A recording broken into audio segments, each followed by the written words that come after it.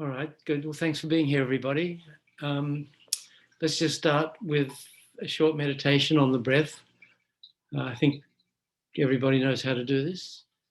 Just sit comfortably, keep your back straight, bring your mind inside, away from distracting objects of the senses.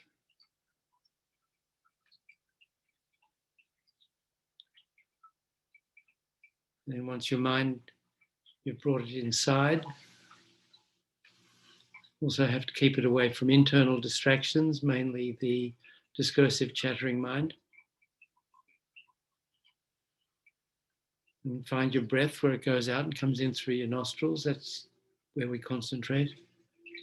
So they generate a strong determination. Now I'm going to focus on my breath for 2 or 3 minutes without distraction.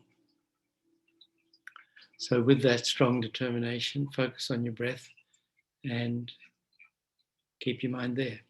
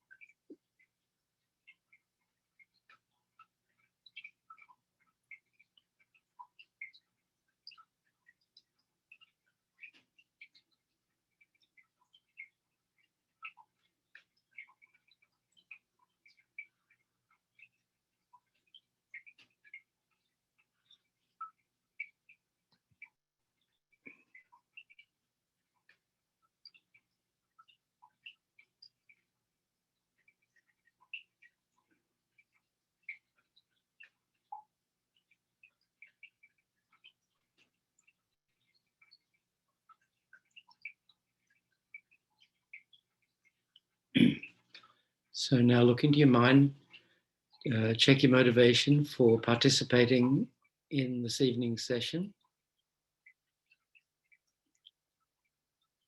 Ask yourself, why am I here? So if you find your motivation for being here is simply a worldly motivation, concerned only with the happiness and comfort of this life alone, then recognize that as a negative motivation rooted in ignorance and attachment, and as such can only be the cause of suffering. So if you do find a worldly motivation, resolve not to follow that, but then generate a positive motivation, something higher than that. And of the 3 kinds of positive motivation, looking for a better life in cyclic existence, in future life, better future life in cyclic existence, avoiding rebirth in the lower realms, or better than that, seeking individual liberation for yourself from all of cyclic existence, all the 6 realms, trying to escape from that, that's better. But best of all is the bodhicitta motivation, the mind of awakening, the determination to reach enlightenment for the sake of all sentient beings. So think briefly, the purpose of my life is to lead all sentient beings from suffering to enlightenment. In order to do that, first I have to reach enlightenment myself. Reaching enlightenment depends on studying, meditating on, and realizing or actualizing the entire path to enlightenment from beginning to end, from devotion to the spiritual master all the way up to enlightenment. So in order to reach enlightenment, for the sake of sentient beings, I'm going to study this glance meditation, this brief meditation on the entire path written by Lama Tsongkhapa, called The Foundation of All Good Qualities, and the great Lama Rinpoche's commentary on that short Lamrim prayer by Lama Tsongkhapa.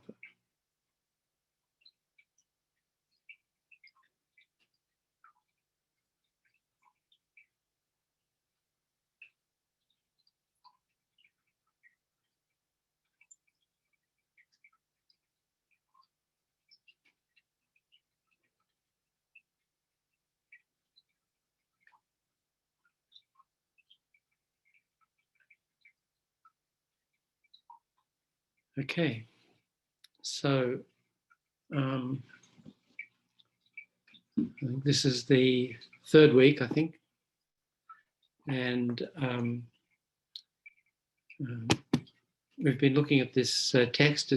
Everyone's been notified about the text. The link is there on the website, Kurukulla Center website, in the calendar. So we've talked a little bit about the mind, briefly the Four Noble Truths, then we started commentary on the foundation of all good qualities, talked a little bit about the Lamrim outline, the great Atisha, and how Lama Tsongkhapa studied and founded our tradition of Tibetan Buddhism, the Gelug tradition, and wrote many different teachings, including the great treatise on the stages of the path to enlightenment, 3 volumes of that in English. And then, we also, this is a text that we've been studying with Geshe Tinley for several years, Bobompa Rinpoche's Liberation in the Palm of Your Hand, which is based on Tsongkhapa's great Lamrim. And we know Lama Tsongkhapa wrote many different length Lamrim texts, a short one like 3 Principal Aspects of the Path, or this one, Foundation of All Good Qualities, in the form of a prayer. He wrote lines or songs of experience, songs of spiritual experience, which is a little bit longer. That'll be a good one for us to go through at some point. We have commentary on that by His Holiness the Dalai Lama. I don't have the book right here. And then, so that's considered kind of his short Lamrim. Then there's the middle length Lamrim, which has been translated and will be published by Wisdom Publications eventually. And then there's the great Lamrim. So Lama Tsongkhapa was a big fan of the Lamrim. And so should we be. So the first verse of the Foundation of All Good Qualities goes, the foundation of all good qualities is the kind and venerable Guru. Correct devotion to him is the root of the path. By clearly seeing this and applying great effort, please bless me to rely upon him with great respect. So we talked quite a bit about Guru devotion. And then the next verse, 2nd verse, says, understanding that the precious freedom of this rebirth is found only once, is greatly meaningful and difficult to find again. Please bless me to generate the mind that unceasingly, day and night, takes its essence. So this is talking about the perfect human rebirth. Now, the best book, so, this topic of perfect human rebirth is dealt with at some length in Lama Tsongkhapa and in Liberation in the Palm of Your Hand. But the most extensive teaching is this one by Lama Zopa Rinpoche, called The Perfect Human Rebirth, Freedom and Richness on the Path to Enlightenment, published 2 or 3 years ago, 4 years ago sometime. And this is a distillation of the many, many teachings Lama Zopa Rinpoche gave on this topic over the last 40, 45 years. So it's, the most in-depth treatment on this important subject, and well worth having in your Dharma library.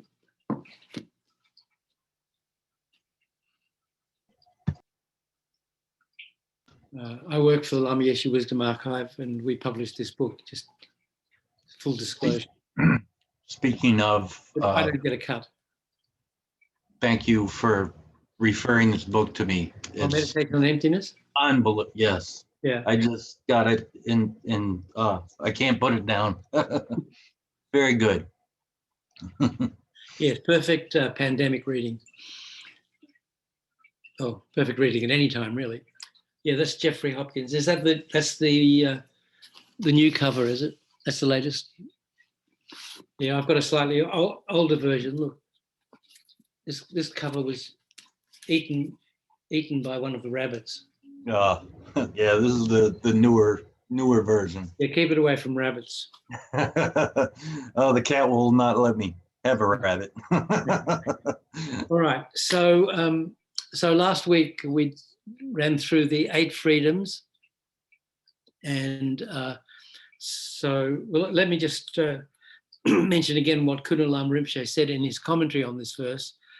Since beginningless time, in numberless bodies, we've been wandering through the 6 samsaric realms, 3 lower realms, the hell realms, hungry ghost realms, animal realms, and the 3 upper realms, the human realm, and the 2 celestial realms, gods and non-gods, or suras and asuras.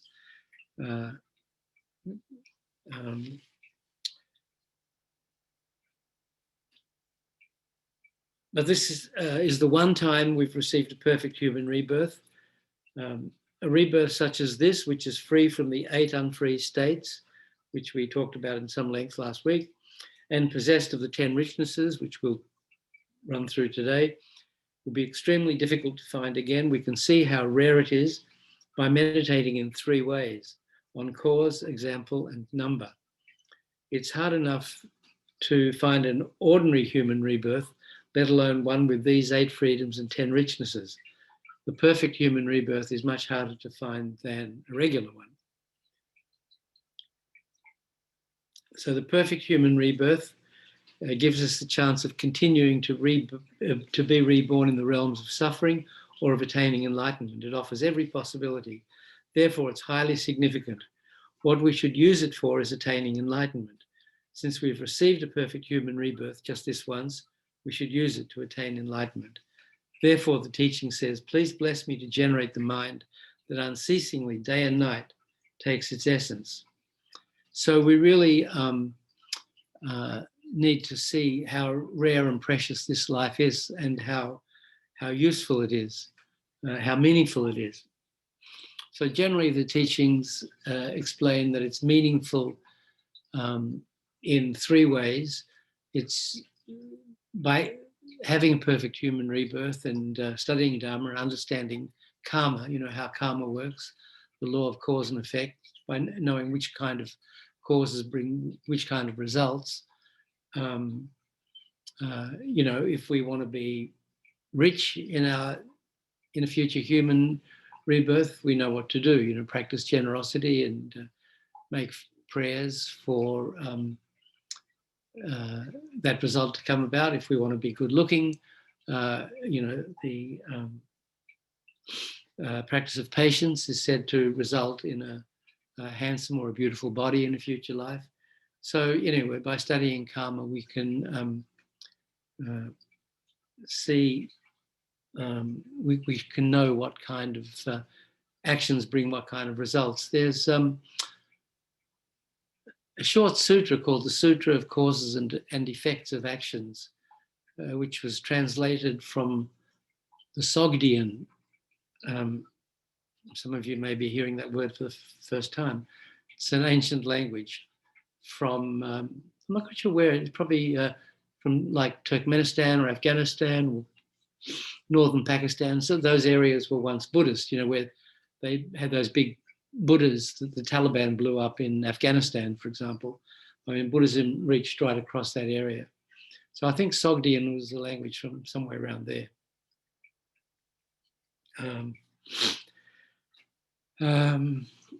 So it's on Lama Yeshe. I think it's on our website, lamayeshe.com, the Sutra of Causes and Effects of Actions. Anyway, I'll try and find the link. We'll be coming to talk about karma at some point anyway, later on. But that gives a lot of examples of, why, people asking why, the Buddha, why does this person look like this? Why does that person have that kind of life? So the Buddha explains what happened in the past to bring about that kind of result.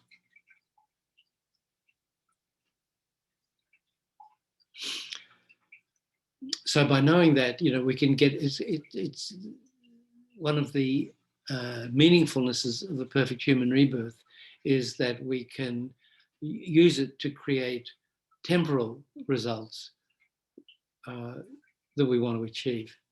Or, if we want to aim higher than being, good looking and rich, we can, with this perfect human rebirth, by studying and meditating on the Lam Rim, we can use it to achieve realizations of the path. So we can realize this topic, the perfect human rebirth. We can realize upcoming topics, impermanence and death, refuge, karma, Four Noble Truths, or, all the way up to enlightenment. We can use this perfect human rebirth to achieve those kind of results. Then it's so that's one way in which it's useful. A more meaningful way in which it's meaningful is to achieve ultimate results, not just temporary ones, but ultimate results, such as liberation, individual liberation, freedom of ourself from cyclic existence, or more altruistically, enlightenment for the sake of all sentient beings, we can use by generating bodhicitta and practicing the Mahayana path, one of the Mahayana paths, the Sutra path or the Tantric path. So it's useful, this perfect human rebirth, meaningful in that we can use, with this perfect human rebirth, we can achieve ultimate results, results from which there's no coming back. And then the third way in which it's useful or meaningful is we can make it meaningful in the shortest fraction of a second by practicing bodhicitta, for example, every moment of the day, or by practicing guru devotion, actions which create vast amounts of merit. And, we can use it to make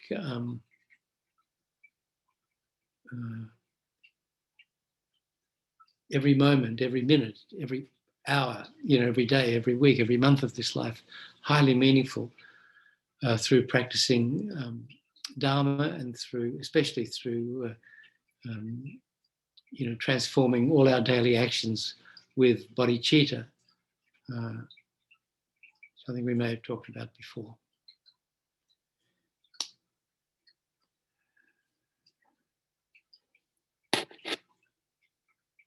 Yeah, I think in the last module, the second last module we did the last series about establishing a daily practice and everyday Dharma. How by knowing how to transform actions with bodhicitta, we can make every moment of this life, this perfect human rebirth, highly meaningful. So that's one of the meditations we do to realize how precious this life is. So remember where this topic falls in the outline of the Lam Rim. We have the four main outlines. The first one explains about the preeminent qualities of the author of this Lam Rim teaching, Atisha, who, without inventing any new teachings, without using any teachings that the Buddha didn't give, he arranged all the teachings of the Buddha into this Lam Rim, or stages of the path, genre of teachings. So it explains who Atisha was, so we can have faith that this is a valid path that he's presented to us. And then the preeminent qualities of the teachings themselves, or of the Lam Rim teaching itself, to show how it's useful and practical and beneficial. And then the third section is how to listen to the teaching and how to teach the teaching. And then the fourth, which is the main outline, which is how the disciples are led on the path to enlightenment. So then that's divided into two. Generating devotion to the Guru, which is the root of the path, and then what to do once we've generated devotion to our Guru, and that's divided again into two. Exhorting ourselves to extract the essence from our perfect human rebirth is the first topic. So we have to really gin ourselves up to understand what the perfect human rebirth is, and how it's incredibly rare and useful. And then, having done that, then how to extract the essence from the perfect human rebirth. So that's where we have these three paths: the path of the lower capable being, path of the middle capable being, and the path of the great capable being, which is the term, excuse me, which is Lama Zopa Rinpoche's preferred terminology for those three, sometimes called the three scopes.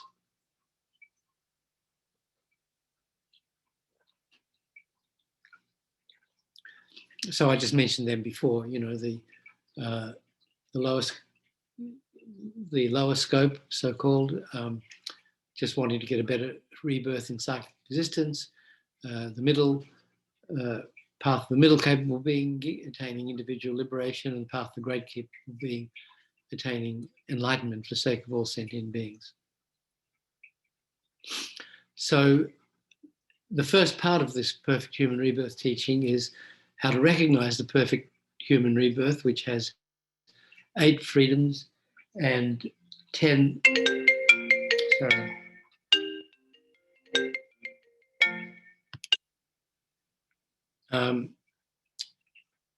Don't know how to disconnect my phone from my computer. Anyway.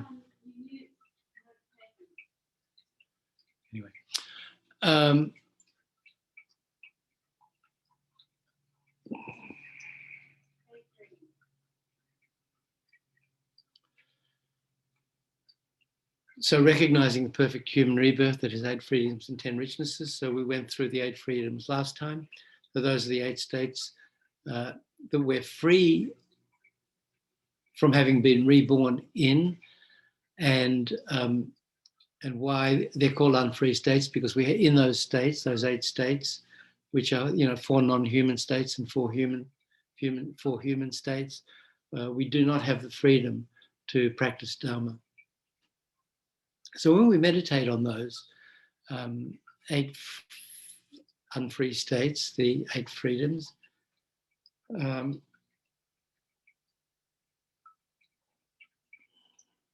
so that, remember, the first one is freedom from having been reborn in the hell realms. So unless we've studied the teachings on the hell realms, which in these 2 books, in Lam Rim Chenmo and in Liberation in the palm of your hand, Lama Tsongkhapa and Rinpoche, they go into quite a lot of detail on the hell realms to describe them. So when we meditate on it, we don't meditate as if we're sort of watching these sort of realms unfolding in front of us on TV or something. What we're really trying to do is remember the countless times we've been reborn in those realms, and we put ourselves into that situation of extreme suffering or extreme desire in the hungry ghost realms, or extreme stupidity in the animal realms, and try to experience what it was like, what it would be like, what it is like now for countless sentient beings, as we're sitting here now, what other sentient beings are experiencing. And to think of the pain and fear and anger and intense suffering of the hell realms, how the hot hells, for example, how impossible it would be to practice Dharma even for a second. I mean, if we're sitting here meditating, trying to meditate, and someone has a burning stick of incense, tiny little stick of incense with a little bit of, hot coal at the end, poking us with that, saying, meditate, meditate. Even that tiny thing, would be impossible for us to meditate. So then if our whole realm is nothing but fire and we're burning in the middle of it, I mean, there's no way. So we meditate on that and try to experience being in there and think how impossible it would be to practice Dharma. Even if we knew what Dharma was and could even hear it, which of course in the hell realms you can't. But so how fortunate I am not to have been born. Even though in countless previous lifetimes I've been born in the hells and experienced that terrible suffering for vast periods of time, totally unable to even know what Dharma is, let alone practice it. So how fortunate I am in this life to have been born free from that terrible state. So feel sort of, relief from not having been born in that state, and feel the great freedom not being born in the hells at this particular time gives us. So then it's the same with the hungry ghost realm. We think, again, we have to study those teachings, meditate on those teachings, try to remember the experience, imagine the experience of being in that realm, being a hungry ghost, preta. So I'm not going to go into all those details now, but those details are in the more extensive, in the more extensive Lam-Rim texts. There's a lot of teachings on that. Another book, which is a very important Lam-Rim text in the Kagyu tradition, called The Jewel Ornament of Liberation by Gampopa. Gampopa was, he's considered really the founder of the Kagyu tradition. The Karmapa, everybody knows the Kagyu traditions, so one of the four main Tibetan Buddhist traditions. So Milarepa had 2 or 3 main disciples, Rechungpa and Gampopa, or Dagpo Laje. He was a doctor, Tibetan medicine. He was kind of considered the founder of the Kagyu tradition. He wrote this book called The Jewel Ornament of Liberation, which is, quite a similar Lam-Rim text to the ones that Lama Tsongkhapa wrote. And, again, based on Atisha's lamp for the path to enlightenment and the first Lam-Rim text. So there are extensive explanations of the lower realms, the hell realms, hungry ghost realms, animal realm, in the Jewel Ornament of Liberation as well. So it's good to read these different teachings to get a more rounded and a different perspective. and not just read it once. It's like what we get out of studying these teachings depends on our level of wisdom. So as we study more and meditate more and think about these teachings more, we get a deeper understanding. So then when we come back to something that we read last year or the year before or something and haven't looked at, all of a sudden we get more out of it because of all the study and meditation we've done in the intervening period. And as I always say, it's the point of the teachings is not to know it. The point of the teaching is to realize it through knowing it. So, we study the teachings, we contemplate, we prove them to be correct and logical to ourselves.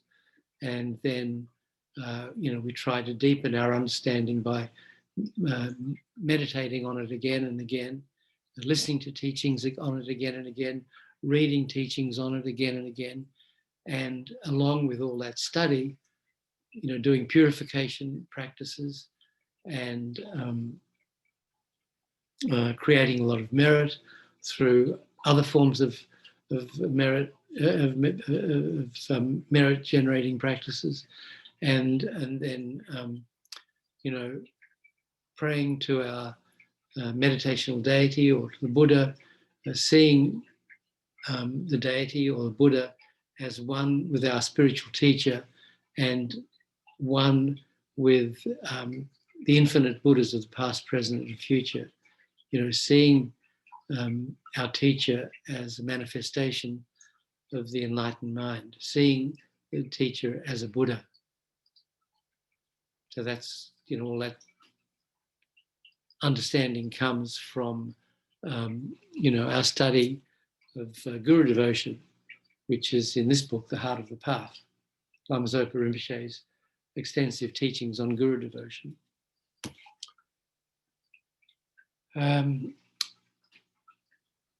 So we meditate on the hell realms, we meditate, put ourselves in the hungry ghost realm, try to experience it. Don't be an observer, but try to remember what it was like when we were a hungry ghost, how terrible it was, and how, even if we miss a meal or two meals, heaven forbid, we feel so hungry, and saying if we were to sit down and try to meditate when we've missed a couple of meals, how difficult it would be.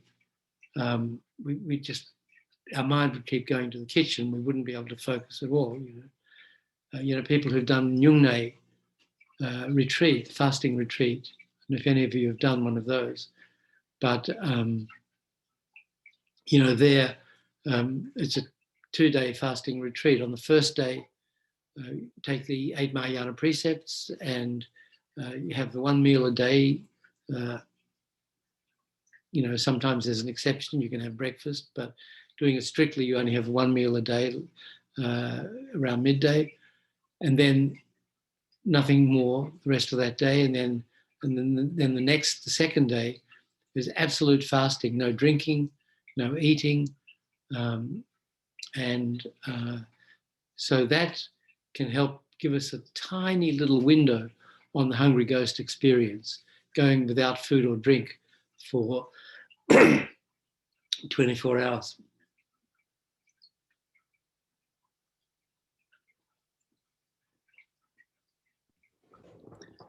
So I can't even do it for 30 minutes. Nick, is that why they take the Mahayana precepts is that why they take the Mahayana precepts to understand the effects of why do they take? No, I'm talking about the Nyungne fasting retreat, which is a variant. That's a particular practice with Avalokiteshvara Chenrezig, Buddha of compassion.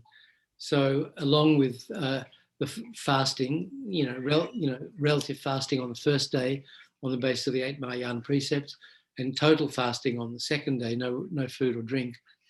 But there's a sadhana that's practiced usually in 3 or 4 sessions during the day, and there's a lot of prostrations and do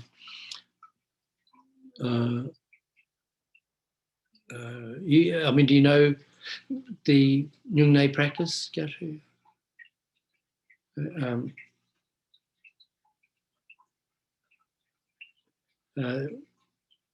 There's anyway, Wisdom have published a book on Nyungne, or now it's actually with the FPMT.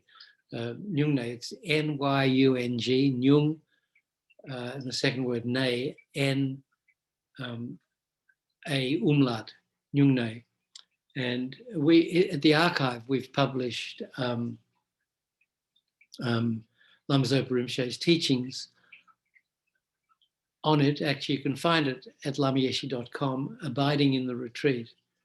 If you look for that, it's a book, but it's also, the whole thing is online. Abiding in the Retreat.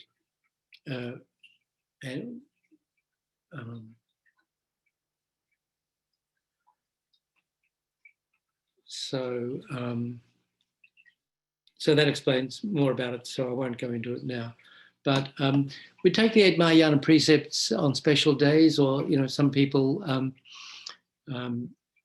recently we published a life story of Lama Yeshe, or Big Love, the life and teachings of Lama Yeshe, and the author,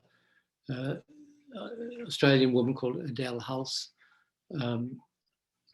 she spent 92, probably 15, 16 years writing the book. And at a certain point, she kind of felt stuck. So she took these 8 Mahayana precepts, I think 1,000 days in a row. That kind of helped clear the obstacles to get the writing flowing again.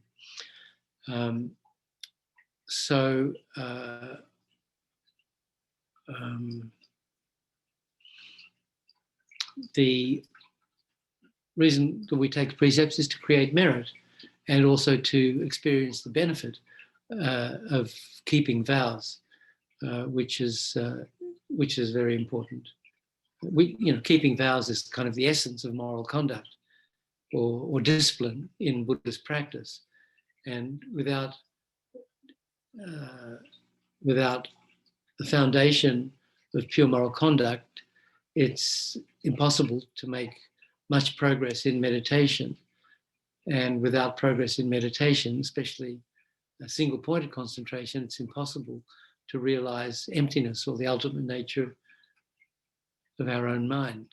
So taking precepts as a lay practitioner, there are 5 precepts we take, but these Mahayana precepts are more powerful. And someone who's living in the 5 lay precepts can take the 8 Mahayana precepts, because they're taken with the Mahayana motivation and with the bodhicitta motivation, and it just creates vastly more merit. Now, aren't the 8 precepts, aren't they for like 24 hours? Yes. Yeah, okay. And then the 5 lay precepts. So we take the 5 lay precepts for life. Yeah. Okay. On the basis of having taken refuge. So take refuge, and the next step is to take 1, 2, 3, 4, or 5 precepts. You don't have to take them all at once, although most people do, I think. Yeah. Okay. And then so the 8 Mahayana precepts is kind of icing on that cake. Then we also, as lay practitioners,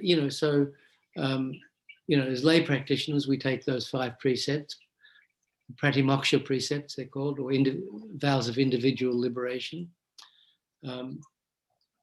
But novice monks and nuns take 36, which is a somewhat large extension of those 5, and fully ordained monks and nuns take 253 or 364 precepts, pratimoksha, individual liberation precepts.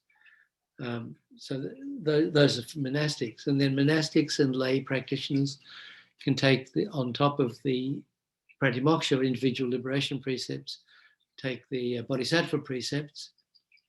So there are 18 root vows and 46 secondary vows, so 64 altogether. And then on top of those who are practicing Tantra or Vajrayana, quick path to enlightenment, there are additional vows to take, 14 root vows and 8 secondary vows, 22 tantric vows. So, the more vows we take, the better. The longer we keep the vows, the better. So, the sooner in our practice we take them, the better. The more purely we keep them, the better. And the more quickly we purify broken vows, the better. So there's, the number of vows, the length of time we keep them, the purity with which we keep them, and then the rapidity with which we recognize and purify broken vows, the better. So, that's kind of the essence of the practice of morality. That's the benefit of taking vows. Now, how do we go about taking the 5 lay precepts? Well, that has to be given by a qualified teacher. So you could ask Geshe Tinley at Kurukulla Center. He's given the precepts of refuge and precept a number of times. Or if you're, or you ask your Lama, whoever your main teacher is, if that person is qualified to give those vows. It's good if you could take them from a monk or a nun who's living purely in the precepts, him or herself. Right. I think there's little extra. But Geshe Tinley does it. So yeah. I mean, I don't know now. I think he does it. Yeah, with the virus thing going on. I don't know. Well, no, I think it could be possible. I mean, because His Holiness the Dalai Lama has given now over the last few months, initiations and bodhisattva vows and stuff remotely. Wow. So I think at this exceptional time, if the teacher says it's okay, it's okay. So you could certainly ask. Okay, thank you.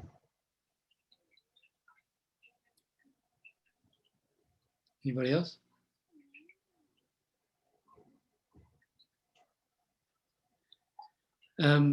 Okay, so then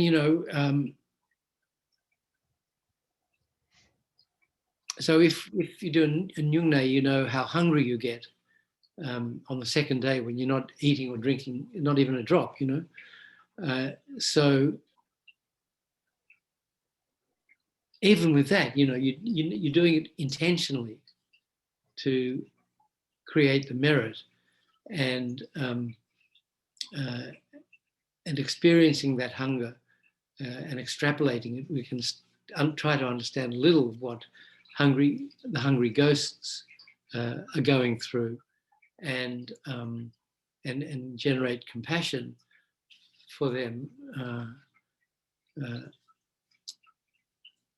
But it's very hard to meditate when you're feeling so hungry. So then we think, well, what about the hungry? Even if I miss 1 or 2 meals, or even if I fast for a day doing a nyungne, it's so hard to meditate. I'm so hungry. What if I would go hundreds or thousands of years without finding, a drop of water or a scrap of food? How unbearable it would be, how impossible it would be to practice Dharma, to meditate, So, but this time I'm free from having been born as a hungry ghost. So you feel the sort of release or the freedom of not being in that situation this time, even though countless times before I've been born as a hungry ghost. This time I'm free from that. So how lucky I am, how fortunate I am.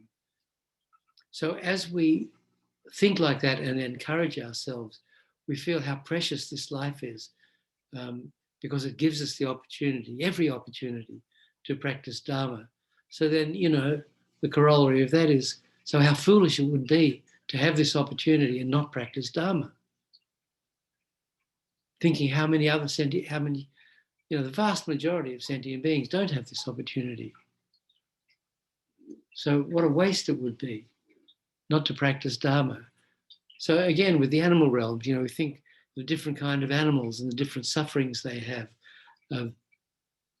hunger and thirst and heat and cold, having very little control over their environment, and being always being afraid of being killed and eaten by others, and being used by others. Imagine being an insect that is paralyzed sorry, by a wasp that lays its eggs inside that insect. And as the eggs hatch, they gradually eat that insect, which is still conscious, still alive for a while, and getting eaten from inside by the baby wasps, for example. It's just unimaginable. However, we try to imagine it, and experience being like that, if you've seen Alien, the first one, you know what's have this thing growing inside you. It's worse than that,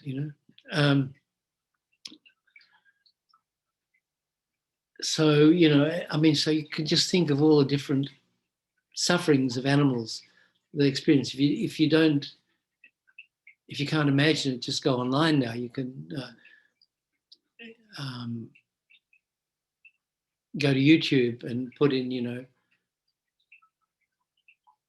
chicken cruelty, dairy cruelty, beef cruelty. Every kind of cruelty to animals that you can think of. And that's kind of very sobering. It's just like, that's the meditation there. Imagine being that sentient being and having to undergo that incredible, factory farm experience, or the slaughter, or and in countless previous lives, I've been born, as a cow, as a chicken, as a pig, as whatever, as a fish, and had to experience this terrible suffering of being caught and cut up alive and so on, But this time, I'm free from So how impossible it would be to practice Dharma when you're being tortured like that, But this time I'm free from. So again, this feeling of release and freedom from that terrible suffering. So the more we can experience the suffering in our meditation, the greater the feeling of freedom when we realize that this time, I haven't been born like it. I've been born human with all these opportunities to practice Dharma. How impossible it would have been to practice Dharma. So it's like that. So even in the celestial realms, the God realms, where they're basically intoxicated by pleasure, and how impossible it would be, because there's no experience of suffering, there's no remembering suffering in previous lives, there's no suffering to be seen in those blissful realms, which despite all the pleasure and happiness, they're still in cyclic existence. The beings there are subject to impermanence and death. But so in those lives, they experience so much happiness and pleasure, and but in doing that, they burn up all their good karma, all the merit they've created in previous lives. All their Dharma practice has gone to waste as they burn it up uselessly, experiencing pleasure. And then when the life comes to an end, there are all these terrible signs, and they get, through clairvoyance, they see this beautiful realm that they're going to leave behind. And with clairvoyance, they see the realm, like the hell realm, into which they're going to be reborn. So it's said that that mental suffering that the gods experience while they're still in the God realm, but see where they're going to be reborn, it's even worse than the physical suffering that they experience once they actually get reborn in those terrible hell realms. So, but either when they're experiencing that suffering at the end of their life or the great pleasure they're experiencing, how impossible it is to practice Dharma, so, you can imagine trying to convince, rich people with all their big houses and yachts and all their incredible samsaric pleasures, their money and their clothes and their wealth and their beautiful friends and all that this is not really happiness, this is suffering. I mean, they just throw you out. So, how much more so with the gods and all their pleasures that, so being born human is kind of, is not too much suffering, not too much pleasure, the imperfect human rebirth, but there's enough suffering that we do experience it and we can see it, we can understand it, but we're not, and there's enough happiness and pleasure that we don't, we're not wanting for food, clothing, shelter, medicine, so, but we don't have too much pleasure that we're intoxicated by it. So it's kind of this happy medium. But again, when we meditate on putting ourselves into those highly blissful situations, that we can see how difficult it would be to practice Dharma. And again, think, how fortunate I am not to have been born in that situation this time, even though in countless previous lives I've been born as one of those long life gods, experiencing all those pleasures, but without having freedom to practice Dharma. So anyway, so you get the idea. So then with, being born in freedom from having been born in a dark period, talked a lot about that last time, being born at a time, so we've been born at a time when the teachings exist, in a place where the teachings exist, in a body that doesn't have defects that prevent us from studying and practicing Dharma, and not having been born in a society or a family that forbids the practice of Dharma. So, and that's rife with wrong views that dismiss the Dharma teachings as untrue. So, as we go through these 8 things, I'm free from that. I'm free from that. It's like,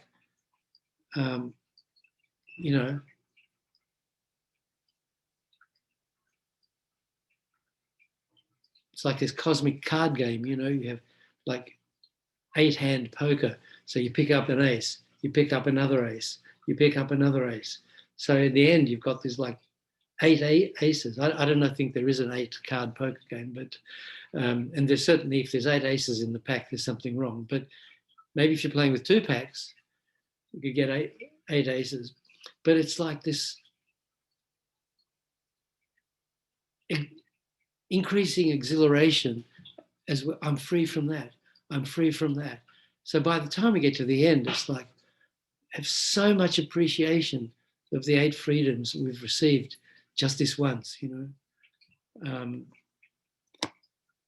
so that's so how fortunate I am each time, how lucky I am that I've received this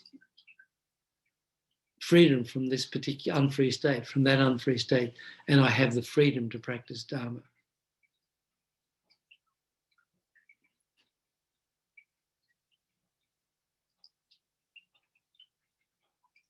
So that's a little how we meditate on the 8 freedoms. And then the 10 richnesses are similar, without dwelling too much detail on those. But, there's the freedom, the first richness, so 8 freedoms, 10 richnesses. So the freedoms are states from which we're free. The 10 richnesses are things that we have, situations or things that we have, like being born human, being born in the center of a religious country. I talked about that before.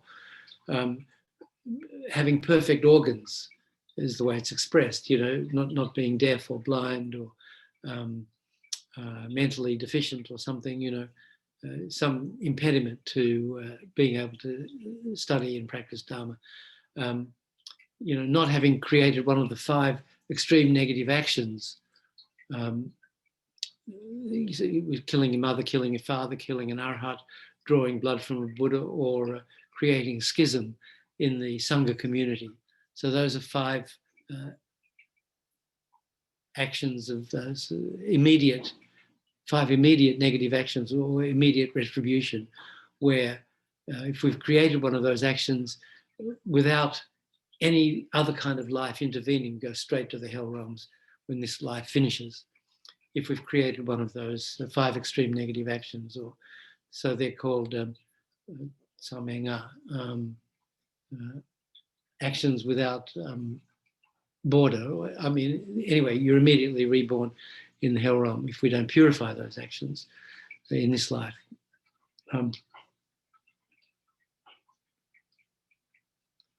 So those 3 richnesses, being born in the center of a religious country, as I mentioned last time, is where the lineage of the ordination still exists, where it's still possible to get ordained as a lay person or as a monk or nun, receive the 5 lay precepts. So that's the second one. The third one, perfect organs. Again, one of the benefits is if there's certain defects, I think I mentioned this last time, that it disqualifies you from being ordained as a monk or nun. It may not be so strict these days, but in the time of the Buddha, it was like that, because if it were possible to become a monk or nun and live in the monastery, if you had I don't know, if you were mentally disturbed, or if you had some really serious medical condition, or if you were paralyzed, or because otherwise then the families would just kind of dump all their time-consuming children into the monasteries and think they were doing a good thing, So people who had certain I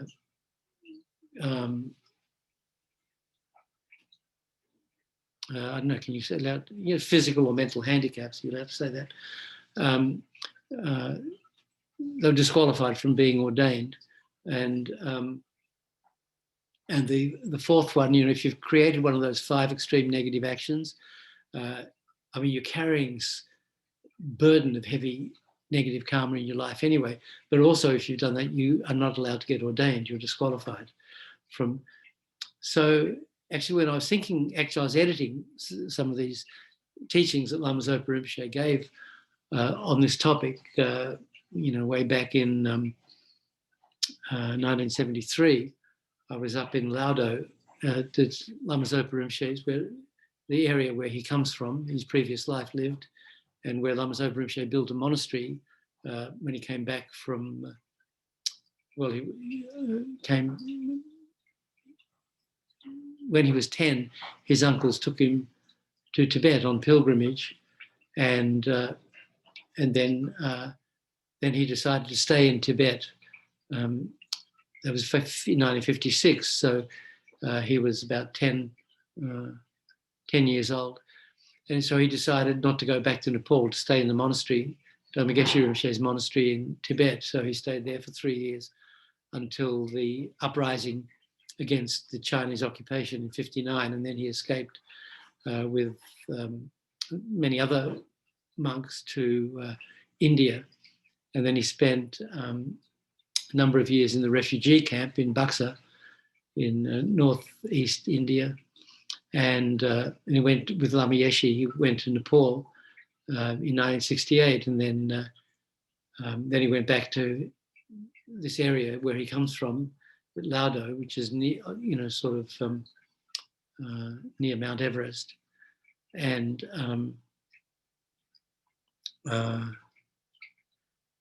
he built a small monastery there for the local Sherpa children to become monks and nuns. And then, in the summer of 73, a bunch of us went up there for the summer, and I was one of the things I did while I was up there was edit some of his teachings. So while I was editing these teachings on the 10 perfect human rebirth and the 10 richnesses, I thought, well, I'm in the center of a religious country. I'm in a place where I can get ordained, and I don't know if my organs were perfect, but they weren't bad. Doesn't say you have to be good looking. But everything was kind of functioning, and I hadn't created one of the 5 extreme negative actions, although I did draw blood from Lama Yeshe one of the first times I met him, by having to give him an injection of something, and the first injection I gave him didn't work due to my clumsiness. So, but I think they didn't count because it was kind of, I'm just a boy whose intentions are good. So, I was free from, I had those 3 richnesses. So then the thought came, the frightening thought came, well, if I've got these opportunities to get ordained, why don't I get ordained? I mean, it's so hard to find all these 8 freedoms and 10 richnesses. So, so then I made a list of pros and cons, and then, so there's 3 of the pros, and there are a few other pros, and I couldn't find any cons. So, so the die was cast. So then when I came back to Kathmandu, back to Kopan Monastery, then I asked Lama Yeshe if I could get ordained. And, his first reaction was to laugh hysterically at the thought, but then he kind of sobered up and said, well, let's see, So anyway, we finished up, a bunch of us, about 10 of us actually, finished up getting ordained in January 74.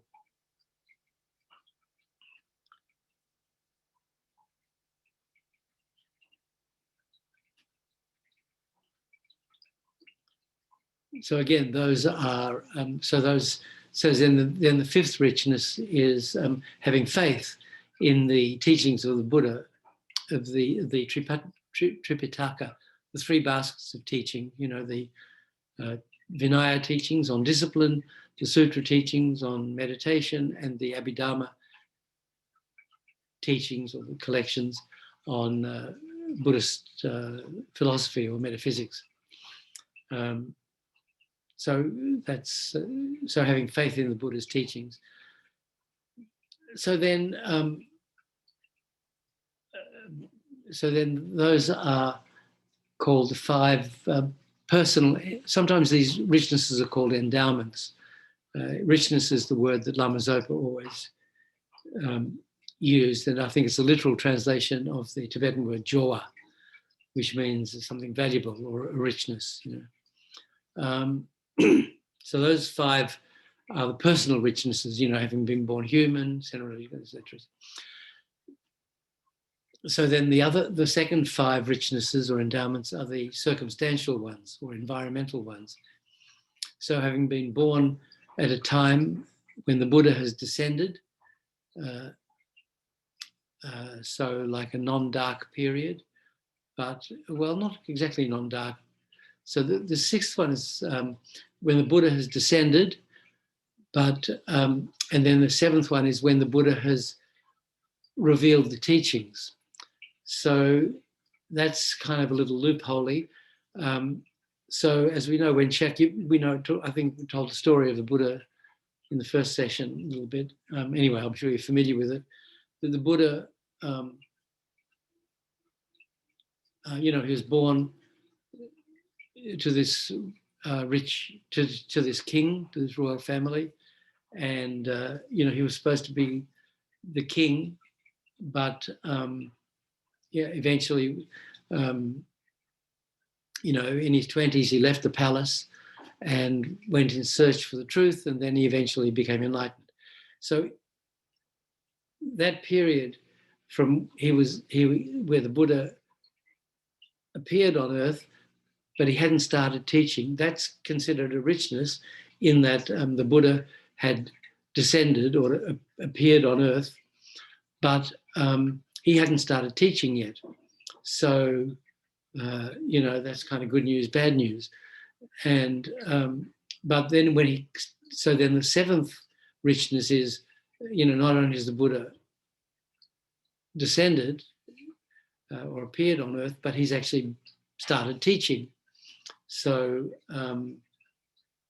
so that's why the sage, who the Buddha's father asked to check out the baby, started crying when he looked at the baby Buddha, because the Prince Siddhartha, because and the king said, well, why are you crying? What's wrong with the baby? He said, nothing wrong, but he's going to become a great teacher. So why are you crying? He said, because I'll be dead before he starts teaching, so I won't be able to benefit from his amazing teachings. So anyway, the sixth richness is like that. Seventh is like that. The Buddha started teaching. And then the eighth richness is the continued existence of the Buddha's teachings. So as I mentioned before, there are two kinds of Buddha's teachings that exist. There's the verbal teachings, like we see in books and by all kinds of other media now these days, which didn't exist before. And there are,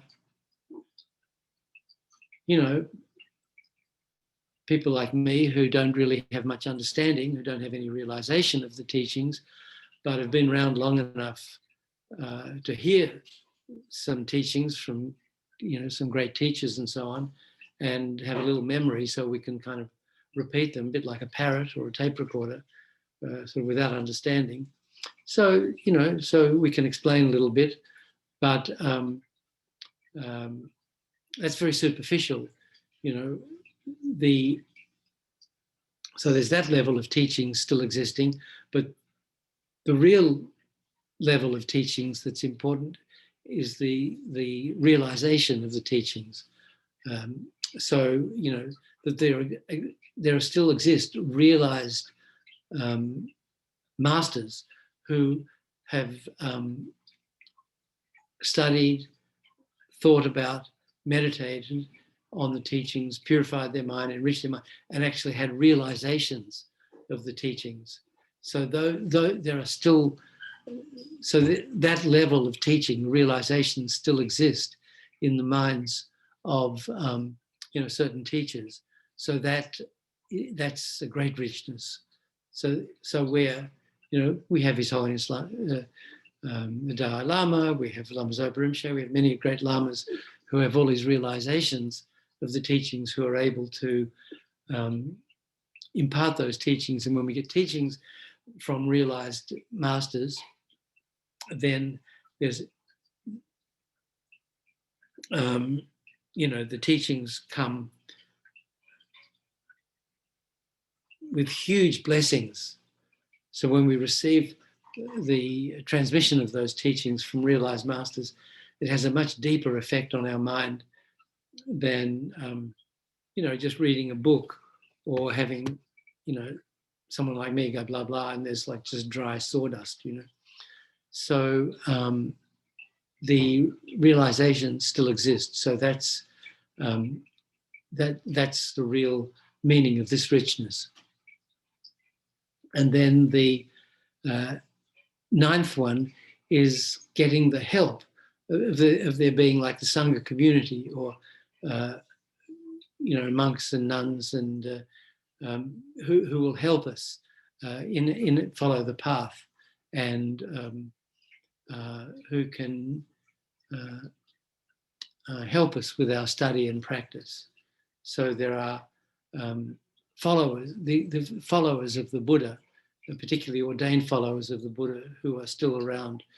So that's a great richness too, that we can get the help for those from, from our Dharma friends, from our other teachers and so on. And then the 10th one is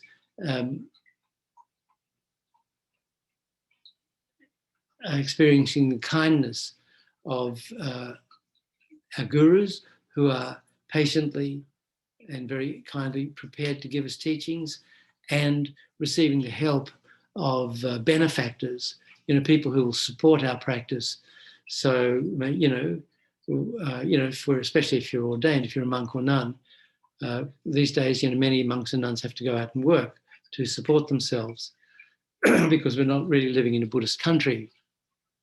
In the past, in Tibet or in the other Buddhist countries, and still in some Buddhist countries, you could be a monk or a nun and you'd receive the support of benefactors.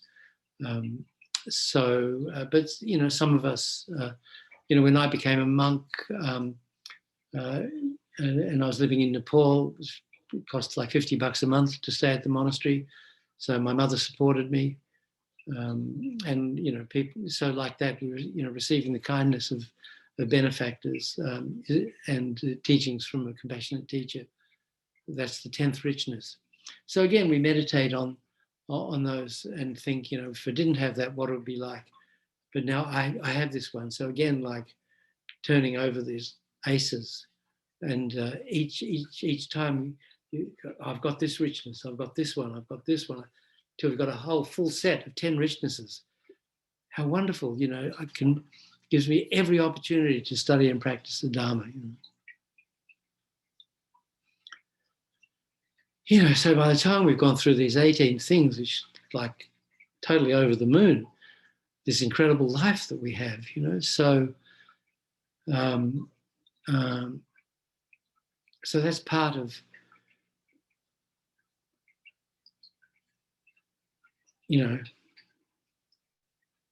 understanding the incredible benefits of the perfect human rebirth, and recognizing that this is what we've received.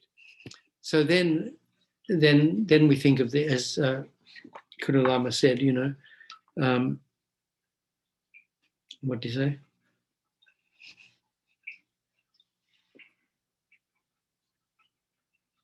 Rebirth, which is free from the 8 unfree states, possessed of 10 richnesses, be extremely difficult to find again. So anyway, so as I said, it's it's meaningful in these 3 ways: temporal, ultimate, and in the shortest fraction of a second. So we talked about that. So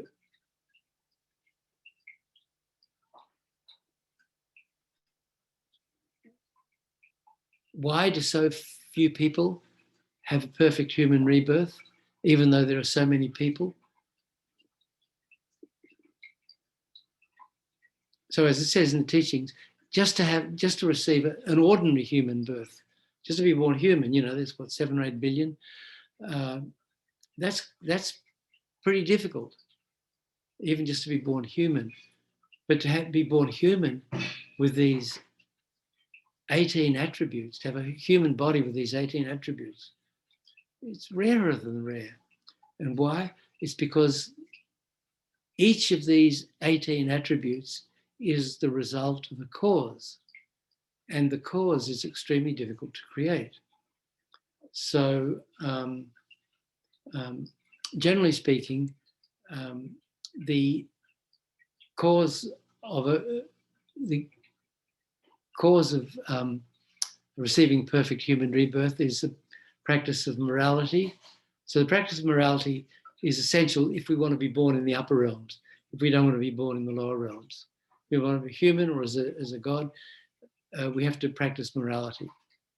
So, and also we have to practice generosity. So practicing generosity allows us to be born with resources so that we have, we don't have to spend all our time just trying to feed and clothe and shelter ourselves.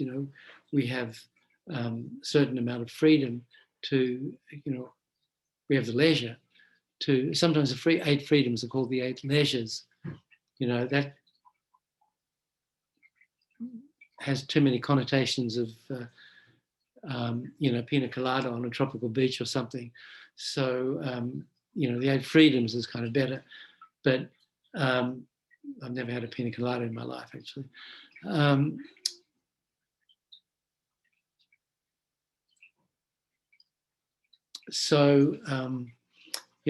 Practice of morality, generosity, and making stainless prayers. That's what's generally said. Other teachings explain that really, to get a perfect human rebirth, we have to practice not just generosity, morality and generosity, which is the first of the 6 perfections. We have to practice the other perfections, all 6 perfections. Generosity, morality, patience, effort, concentration, and wisdom. And then along with that, make pure stainless prayers to receive a perfect human rebirth, or to attain liberation from cyclic existence, or best of all, of course, to attain enlightenment.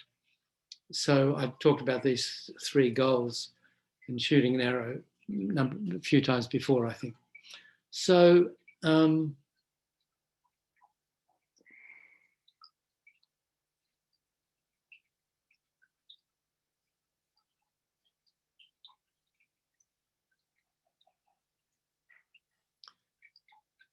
prayers aren't just, praying to God and asking to get something for nothing, sort of, What if you know anything about karma, you can't experience a result without having created the cause. It's one of the 4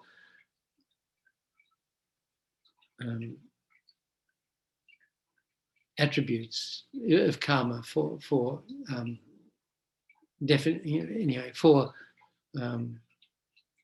aspects of karma. You can't create the cause. You can't experience a result without creating the cause. So if we want to receive perfect human rebirth, we really have to set our minds on a path that leads to a perfect human rebirth. So we can, because of this perfect human rebirth is meaningful in a temporal way, if we want to get a perfect human rebirth, and we don't want to aim higher than that, we can create the cause of a perfect human rebirth in this life by practicing the 6 perfections and dedicating towards a perfect human rebirth and praying for a perfect human rebirth, for the sake of all sentient beings, for example. So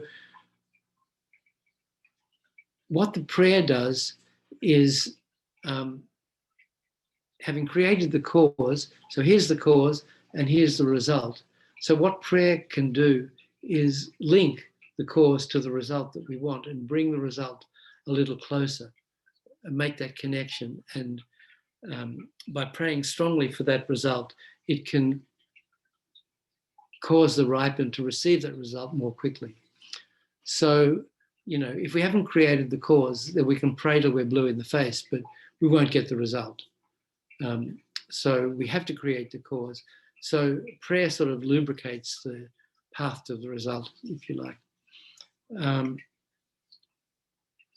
So practicing the 6 perfections and making pure prayer. So stainless prayers means praying not, for a selfish reason, not for just for benefit in this life, but praying for benefit in future lives and more for others than oneself. So by making this sort of compassionate prayers to reach enlightenment for the sake of all sentient beings, and creating the cause by practicing these 6 perfections and then meditating on the path,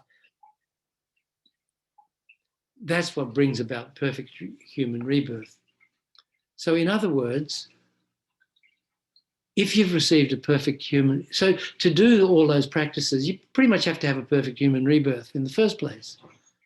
Who's going to practice the 6 perfections and make prayers for There's a white cat.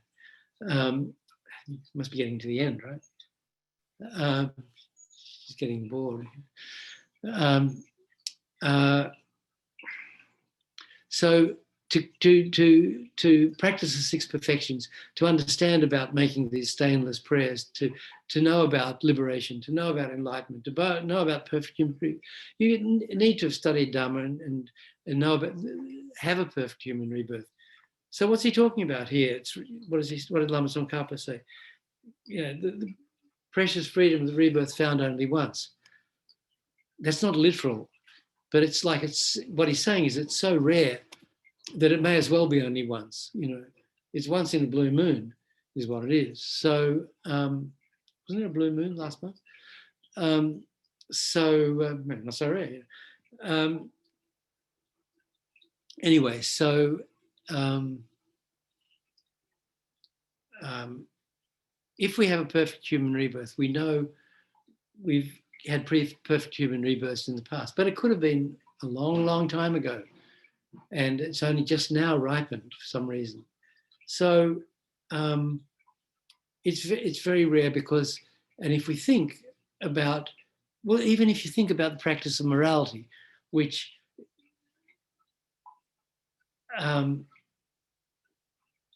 is essential to just be reborn in the upper realms, let alone be born human, let alone receive a perfect human rebirth. So we look at the 6 or 7 or 8, how many billion people there are on Earth, and we look around and say, well, who is, of all these 6, 7 billion people, who is going to be reborn just in the upper realms? Who is practicing morality? What is the practice of morality?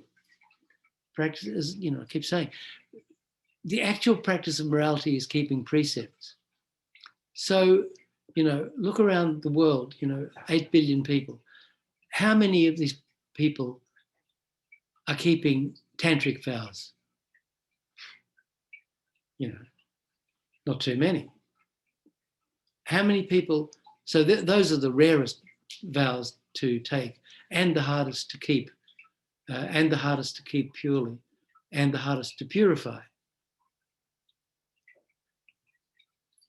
Remember, there's different aspects of keeping vows.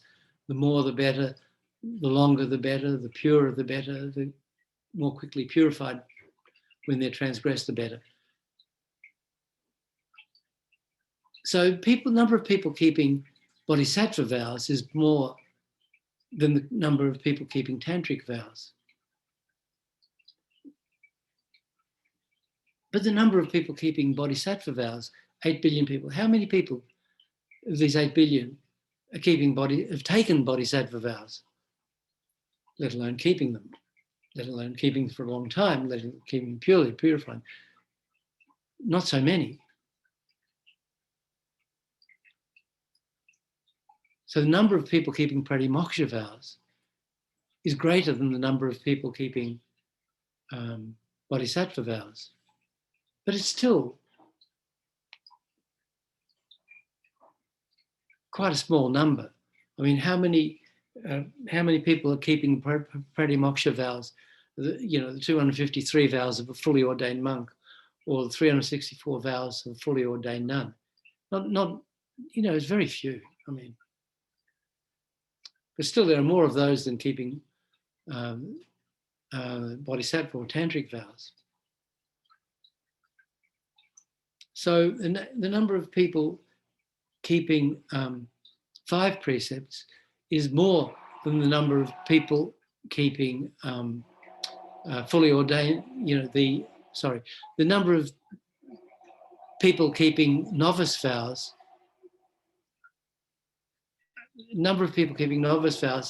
is much more than the number of people keeping the vows of fully ordained monks and nuns.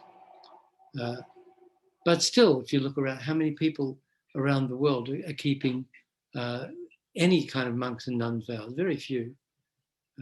And, getting fewer all the time. So there are more people keeping 5 lay vows than there are keeping monastic vows.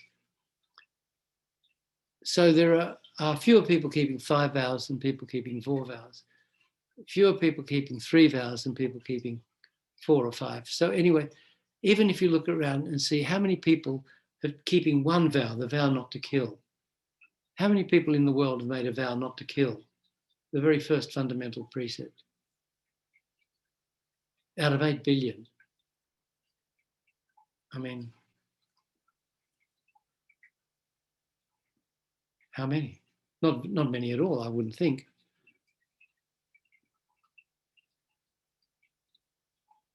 So of all these 8 billion, how many people are going to be reborn in the upper realms? You can almost say none, you know. As a result of the actions they've done in this life, haven't practiced Dharma, haven't kept any vows, haven't even met the Dharma. Even if they've taken the vows, they haven't kept them purely, haven't kept them very long, haven't purified the breakages, even one vow.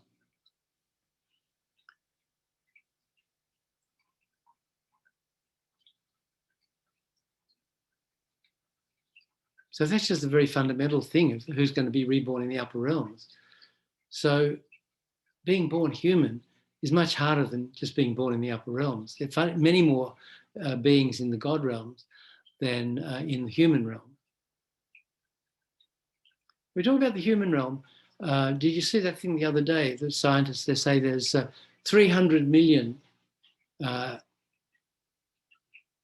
planets in the Milky Way, in this galaxy, that could support life on Earth. Did you see that? Anybody? Look it up. They reckon, Carl Sagan said something similar to that, you know, years ago.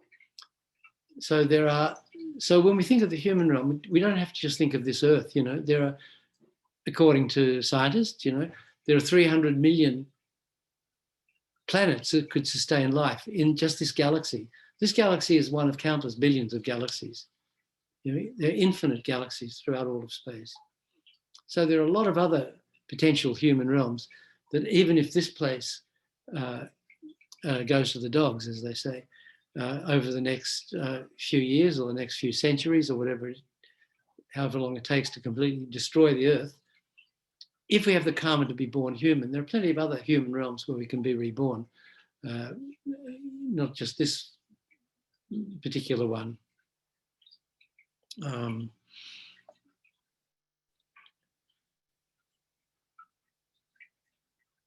But anyway, so why there are so few perfect human rebirths is because it's so hard to create the cause. And so creating the cause is keeping precepts and practicing generosity and the other perfections, 6 perfections, and making stainless prayers, you know.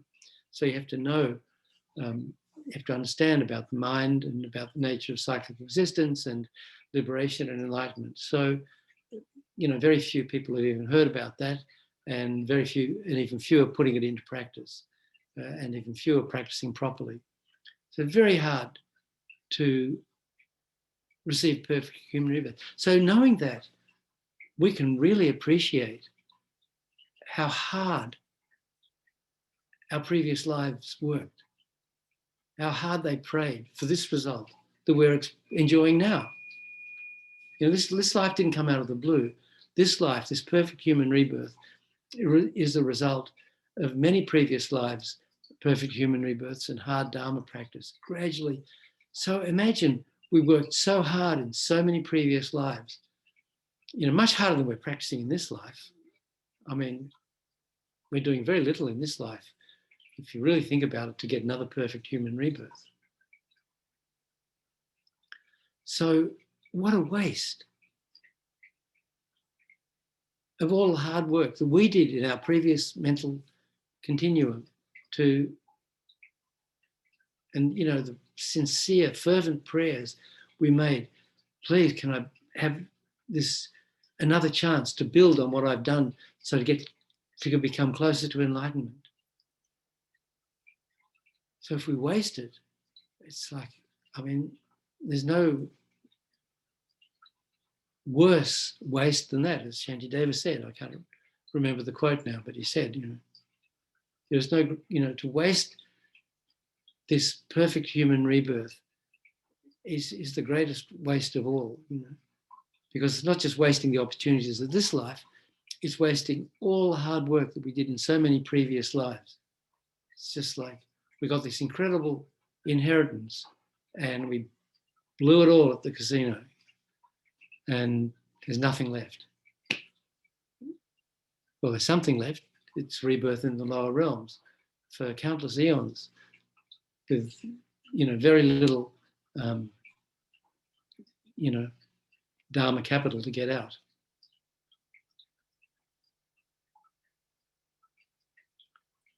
So, by thinking properly about how it's hard to receive perfect human because it's so hard to create the cause, that should make us really try harder to, extract the essence from this perfect human rebirth, which is the whole point of this meditation. So he says, Kurukulla says, cause, example, and number. So example, there are different examples that are given in the teachings. One simple example is it's if you get a handful of dry rice grain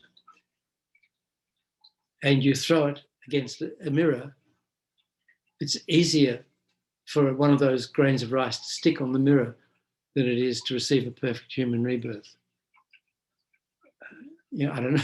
I think you could throw a handful of rice on a mirror 1,000 times a day for your whole life and probably be pretty hard for a rice grain to stick. So I guess that's the example,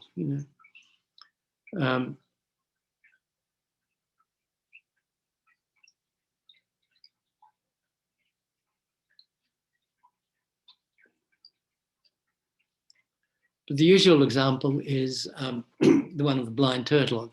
You may be familiar with that one.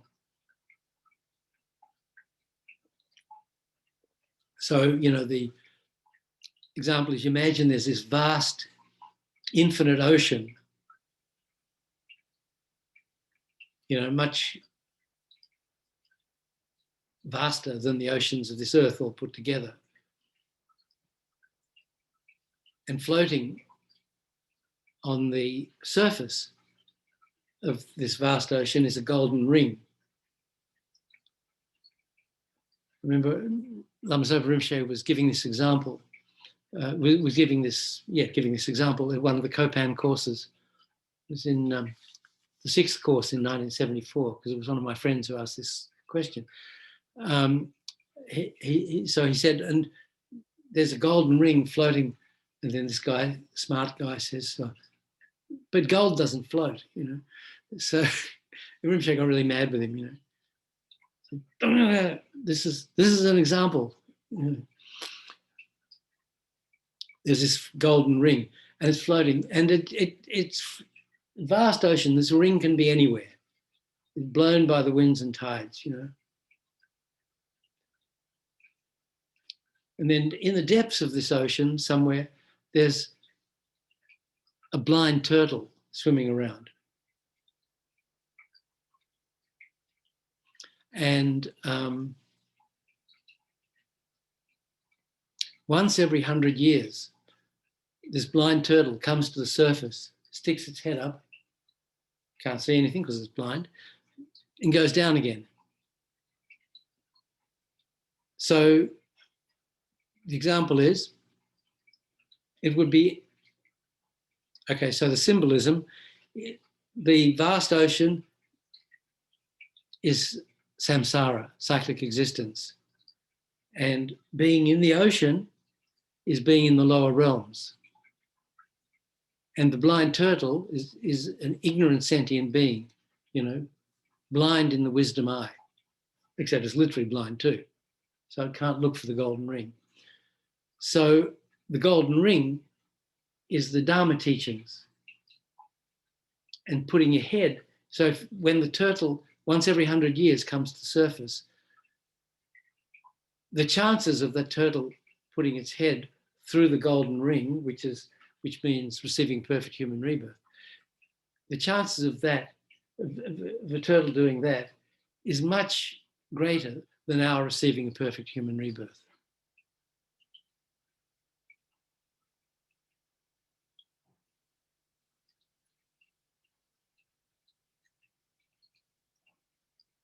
So the once every 100 years means like being reborn in the upper realms.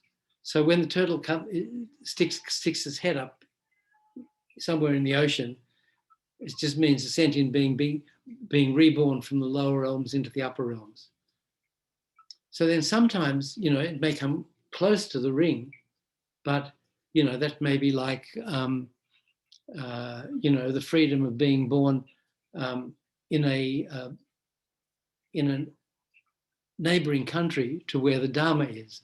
So, at the time of the Buddha, if you were born in Europe, you were close to India, but not close enough. So no Dharma teachings for you. So anyway, so you understand the example. So by meditating on that and thinking about it, we get a feeling for how rare it is, how hard it is to receive perfect human rebirth. So that's the example. In numbers, the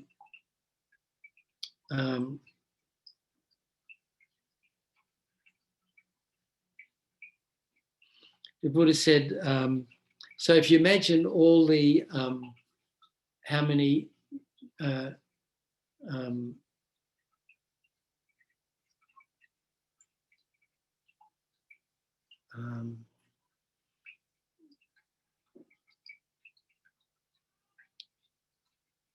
not sure what the unit of Earth is, how many specks of Earth, or how many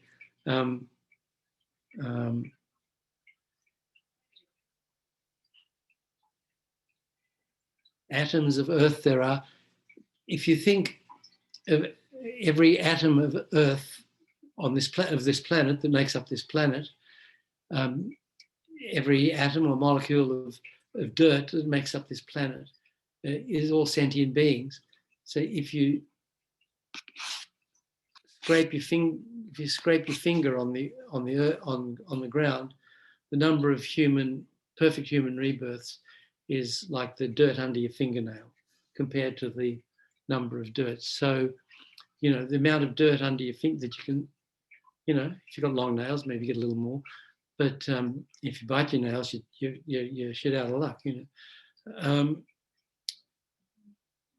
But, if you've got average length fingernail, the amount of dirt under your fingernail, if you scrape the dirt, is equal to perfect human rebirths compared to all the amount of dirt on the planet. So that's another visual example.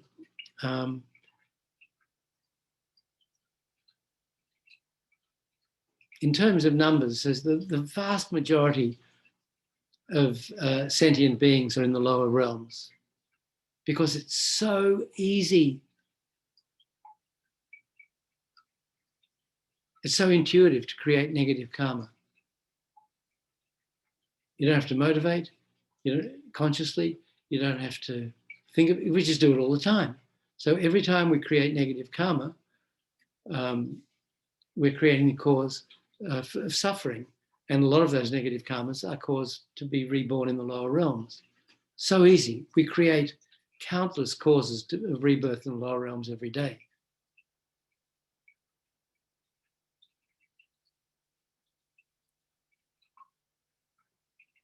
So, the vast majority of sentient beings are in the lower realms. And of those, the vast majority are in the hell realms.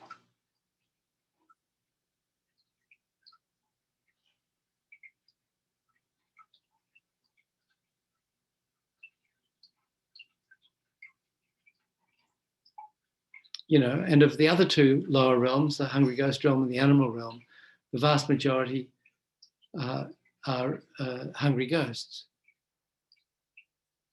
And then so there's far more hell realm beings than hungry ghosts, far more hungry ghosts than animals. So then think about the animals that we know. I mean, animals means insects. It means, so, you know, if, on a summer's night, if you just look at a street lamp, how many hundreds of thousands of insects just around that one street lamp? And every street lamp is like that, you know. In the ocean, how many fish and tiny creatures are there all through the ocean, in the ocean floor? I mean, it's staggering. Even, and you know, even crawling on the earth. I mean, you look in the anthills or you know, bees' nests, beehives or wasp nests, or I mean, there's just hundreds of thousands and millions of animals and sentient beings on Earth. I mean, if you compare the number of human beings compared to the number of animals and insects and fish and reptiles and all the other sentient beings in the animal realm, there's virtually, you could say virtually 6-7 billion humans is nothing compared to the trillions of animals.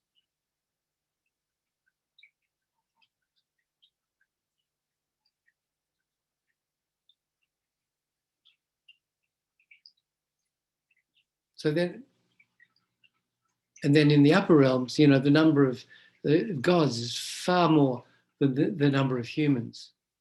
And so then, and then among humans, then we think how many amongst all these humans have a perfect human rebirth with 8 freeds and 10 richnesses. I mean, almost none, you know.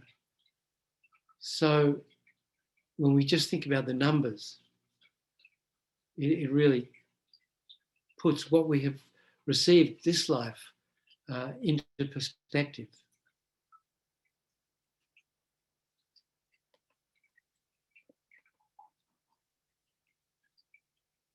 So thinking about this, I mean, just this teaching on perfect human rebirth is so rich. You know, there's so much in it. I mean, and it really, I mean, you could explain the whole path to enlightenment just by talking about perfect human rebirth, because, you know, it talks about upper and lower realms, it talks about liberation, it talks about enlightenment, it talks about the Hinayana path. Everything comes just in this one particular teaching, and that's before we've even got onto the path itself. So it's really, you know, I can't recommend this book, full disclosure, enough. But Perfect Human Rebirth, Lama Zopa Rinpoche.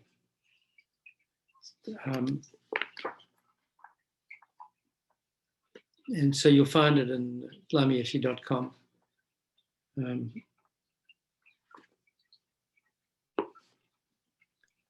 Dr. Nick? Yeah.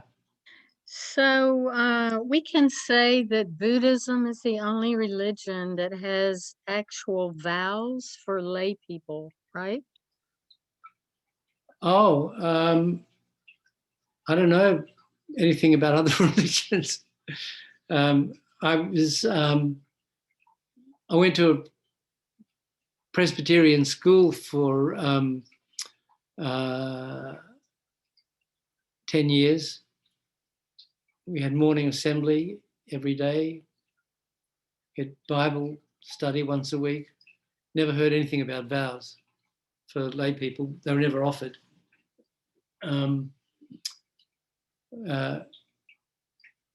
My family's Jewish, but not very good Jews, so I don't remember hearing anything about Jews. Does anybody know? Yeah, maybe it's only Buddhism that talks about these different levels of vows in this huge amount of detail. Some people do fast. That's not the same as a vow, but it's a practice that other people do.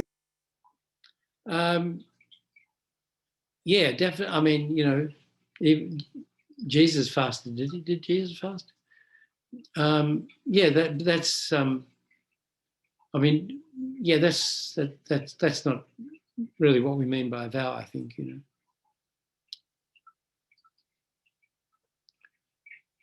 Who was that? Was that Vicky asked?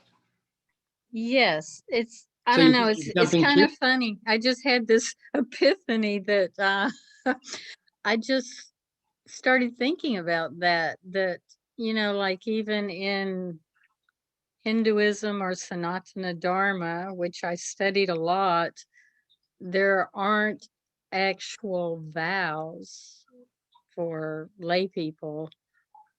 So it seems like Buddhism is unique in that regard, maybe.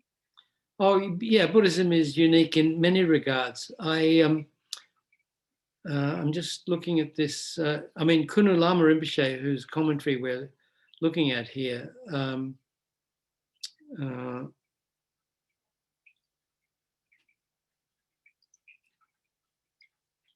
I think it's maybe his other commentary on Atisha's Lamp for the Path that he says what I'm looking for.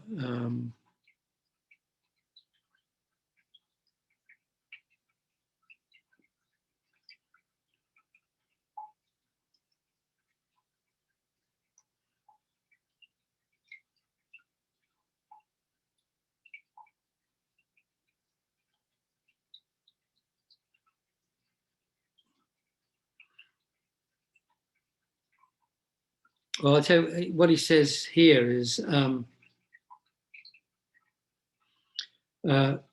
this is the end of the teaching, so you can look it up for yourself later. He says there are 5 great branches of knowledge. There are 5 great branches of knowledge: sound, logic, hygiene, handicrafts, and inner knowledge. Outer knowledge has been well developed in the West. I've also heard about Western psychology, which is the study of the mind, but although I don't know much about it, I'm sure it's not like the inner knowledge of Buddha Dharma. Also, there are other religions like Christianity, and they also have a kind of inner knowledge. But again, it's nothing like Buddha Dharma. All the many non-Buddhist religions have their qualities, but they're not like Buddha Dharma. Within Christianity, you find Catholicism, Protestantism, and so forth. They all have their own views, but they don't talk about view like Buddha Dharma does. They don't talk about absolute nature, reality. Non-Buddhist religions do have a kind of view. They believe in the self-existent I, but this is precisely what we need to abandon.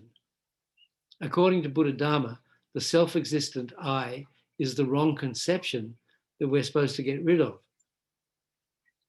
People in the West aren't too concerned about future lives. However, I'm not just saying that Christianity is bad and Buddhism is good. If you study religion, you'll come to your own conclusion. Through your own experience, you'll prove to yourself that Buddhism is correct and other teachings are not. You'll prove to yourself what's right and what's wrong. Within Buddha Dharma itself, there are 4 types of different doctrine that I mentioned at the beginning: Vaibhashika, Sautrantika, Chittamatra, and Madhyamaka. The view of the Sautrantikas negates that of the Vaibhashikas. The view of the Chittamatrans negates that of the Sautrantikas, and the view of the Madhyamikas negates that of the Chittamatrans. Thus, even within Buddha Dharma, there are 4 doctrines whose views differ from each other. In other words, as long as the view is imperfect, it can always be negated or contradicted by one that is more correct.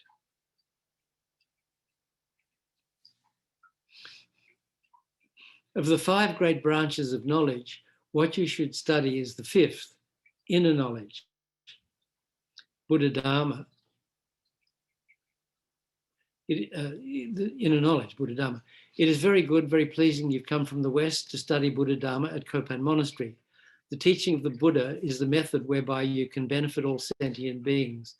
Therefore, you should study it well, and then, like the shining sun, spread it in the West.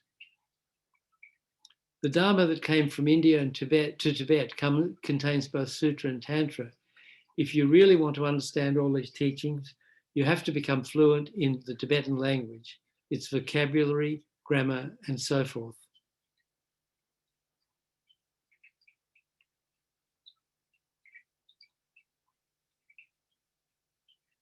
Anyway, he says something similar in this other teaching. So that's Kurukulla Lama Rinpoche. So, you can. He's saying that Buddhism, has different levels of correct right view, even within itself. So even one school of Buddhism will contradict another. So Buddhism contradicting non-Buddhist schools is nothing particularly unique either. But it's all based on logic, and ultimately it comes down from difference between Buddhism. The difference between Buddhism and non-Buddhist and non-Buddhist schools is that one of the differences is Buddhism teaches absolute ultimate reality, emptiness. There's no other religion teaches that. And Buddhism also teaches bodhicitta. No other religion teaches that. So he's saying that because there's superiority right there, because the Buddhist view is more correct than the view of the non-Buddhist schools that believe in the soul or a self-existent I.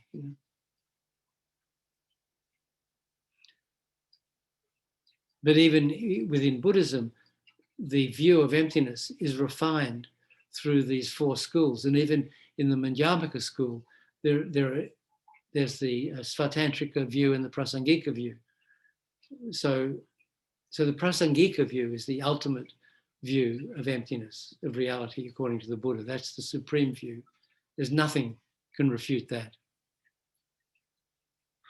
within Buddhism or outside of Buddhism.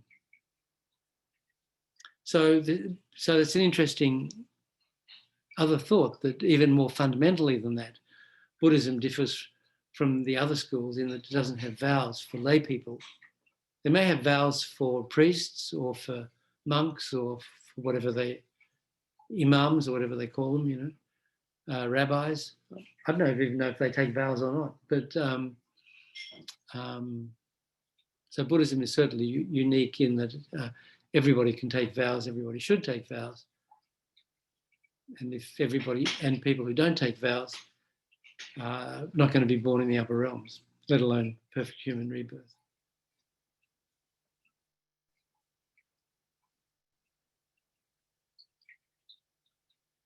So that's all, folks, for today. So thank you very much for your kind attention. And, we started off generating bodhicitta. We studied this teaching by Lama Tsongkhapa and Kurukulla Lama Rinpoche. So we've created, a big, huge pile of merit, like a huge pile of wish-fulfilling jewels. So merit is really precious because merit is the source of all success, worldly success and success in our Dharma practice. So we have to protect it from being destroyed because it's so hard to create. So once we've created it, we want to dedicate it so that it's protected from when we get angry or when we generate wrong views and so on. So think, because of this merit,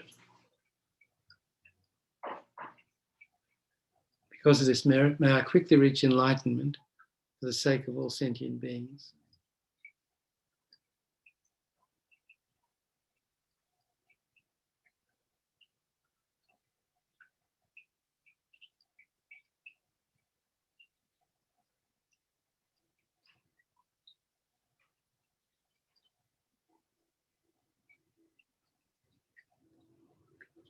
Okay. Thank you very much. Thank you, Bob. Doc. Thank you. Thank you. And hope to see you all next week. We'll keep going. All right. Thank you. Good night. Thank you. Guys. Thank you.